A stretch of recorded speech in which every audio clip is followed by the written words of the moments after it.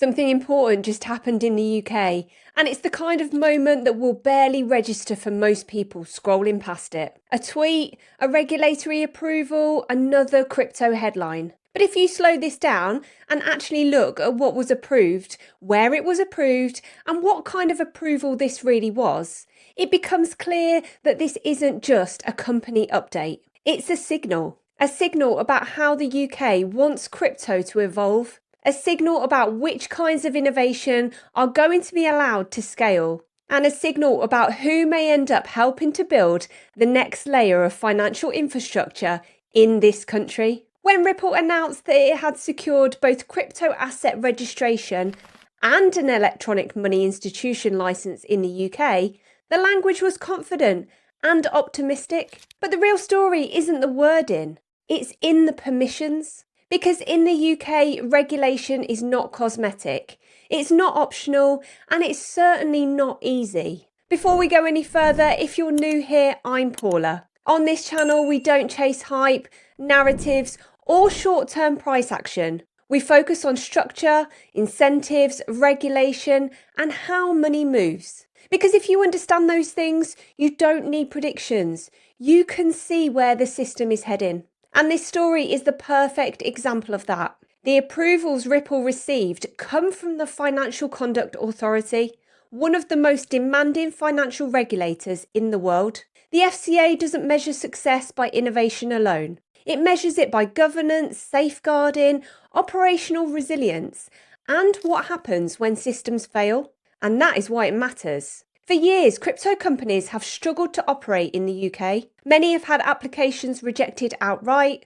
Others have withdrawn quietly once it became clear how high the bar really is. The FCA has been explicit about its concerns. Weak governance, unclear business models, insufficient controls, and a lack of accountability when things go wrong. So when Ripple didn't just clear crypto registration, but also secured EMI authorization, permission to operate inside the UK payment system, it immediately placed itself in a very small category. This wasn't permission to exist. It was permission to integrate.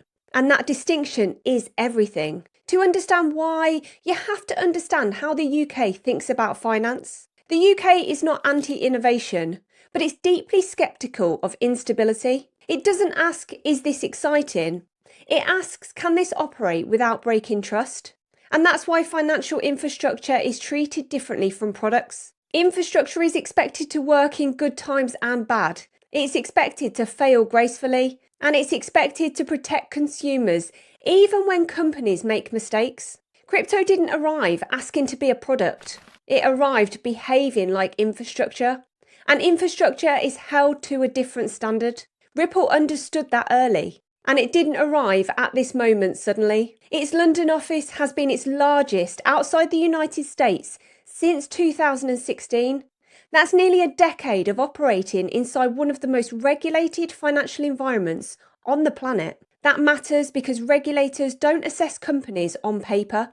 They assess behaviour over time. They look at how firms respond to scrutiny, how they adapt to evolving rules, and whether they understand the difference between regulatory compliance and regulatory intent.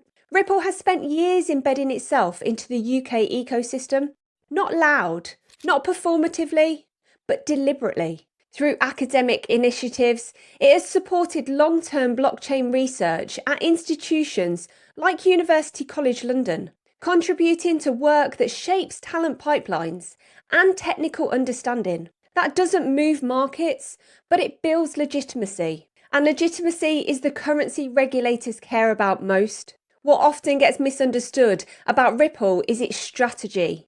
It's frequently framed as a company trying to disrupt banks, bypass institutions, or replace existing systems. That's never really been the case, particularly in the UK. Ripple's strategy has been to sit between institutions, not above them, to provide rails, not rebellion. You can see that clearly when you look at who Ripple has actually worked with here. One of the most important relationships is with Modular, a core component of the UK payments stack, used by banks, fintechs, and large enterprises. Modular isn't crypto native, it's infrastructure. Ripple's technology being used alongside it means Ripple isn't experimenting at the edges. It's operating inside real payment flows under real regulatory oversight. That partnership went live with Trust Payments as the first customer, a regulated payments business, not a speculative crypto platform. Ripple has also worked with MoneyNet, a UK-based e-money institution, using RippleNet to improve cross-border settlement. This pattern matters. Regulated firms, regulated money, real infrastructure. So by the time FCA approval arrived, this wasn't a green light for experimentation. It was the formalisation of a role Ripple had already been preparing for. Now zoom out further and look at the wider UK banking system. UK banks are not debating whether digital money will exist. That debate is over. What they are debating is how digital money will behave, how it will settle, how it will reconcile, and how it can be integrated without introducing unacceptable risk. This is why banks like Barclays are backing infrastructure focused on regulated digital settlement, platforms designed around reconciliation, clearing, and compliance for tokenized money and stablecoins. This isn't innovation at the edges, it's preparation at the core. And this is where the story becomes bigger than Ripple, because while banks are preparing the settlement layer, Ripple has just secured the legal ability to operate inside UK payments. Not as a workaround, not as a bolt-on, but as a regulated participant. Ripple has been clear for years about where it's heading. Institutional payments, compliant rails, and stablecoin-based settlement that works with the banking system rather than around it. Put those pieces together and a pattern emerges. UK banks are preparing the settlement layer for regulated digital money. Ripple has positioned itself as one of the few crypto-native firms legally allowed to help move that money. That's not coincidence. It's alignment. And alignment is what determines who gets adopted when systems change. What's being underestimated here is the amount of work required to reach this point. This wasn't a form submission. This wasn't a regulatory checkbox. It would have involved years of engagement with the FCA, deep scrutiny of governance structures, clear explanations of how funds move through the business, detailed safeguarding arrangements, operational resilience planning, and credible answers to one question regulators care about more than almost any other: what happens when things go wrong? This is where many crypto firms fail, not because their technology doesn't work, but because their organisational maturity doesn't meet the standard required for financial infrastructure. Ripple chose to meet that standard. And by doing so, it demonstrated something extremely important. Crypto-native infrastructure can behave like financial infrastructure. That moves the conversation forward for the entire industry, because once one serious firm gets approved, the bar rises. Other crypto companies now face a choice. Either invest heavily in compliance, governance, and regulatory engagement, or accept that the UK isn't the market for them. This doesn't kill innovation. It filters it, and that filtering process matters because the UK isn't trying to become a hub for speculation. It's trying to become a hub for regulated digital finance. That means innovation doesn't disappear, it changes shape. More focus on payments, more focus on settlement, more focus on custody, tokenization, and interoperability. Less tolerance for projects that can't explain how they manage risk. For builders, this is harder. For institutions, it's essential. And for UK crypto holders, it matters far more than people realise. Not because it guarantees upside, not because it removes risk, but because it reduces uncertainty. The biggest risk in crypto has never been volatility. It's been unpredictability. Uncertainty about banking access, uncertainty about regulation, uncertainty about whether platforms will still exist tomorrow. Moves like this don't eliminate risks overnight, but they reduce them structurally. They make crypto harder to ignore, harder to unwind, and harder to treat as temporary. And that has real consequences. It means crypto in the UK starts to look less like a tolerated exception and more like a financial service. That doesn't mean it becomes safe. It doesn't mean it becomes boring, but it does mean it becomes anchored. And anchoring matters. Because once something is anchored into the financial system, it's no longer just reacting to sentiment.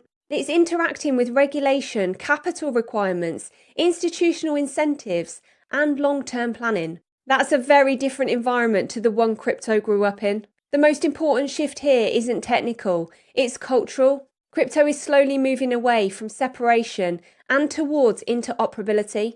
Not loudly, not dramatically, but quietly through licenses, permissions, and unglamorous paperwork. Those shifts don't show up on charts straight away. They show up years later when people look back and realise this was one of the moments where the direction changed.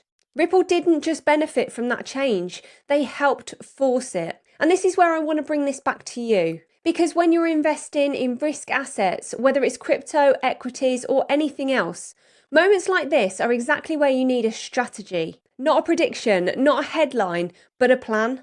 Markets don't move in straight lines. They move through cycles, regulation, liquidity shifts, and sentiment changes. And if you don't have a framework for understanding that, you end up reacting instead of deciding. And that's exactly why we built the Crypto Liftoff course. It's not to sell you shortcuts, not to promise guaranteed outcomes, but to give you a clear way of thinking about markets, how liquidity moves, how structure forms, how regulation feeds into price, and how to manage risk in both bull markets and bear markets. If you want to understand the exact frameworks we use, the way to think about structure instead of noise, the course is completely free.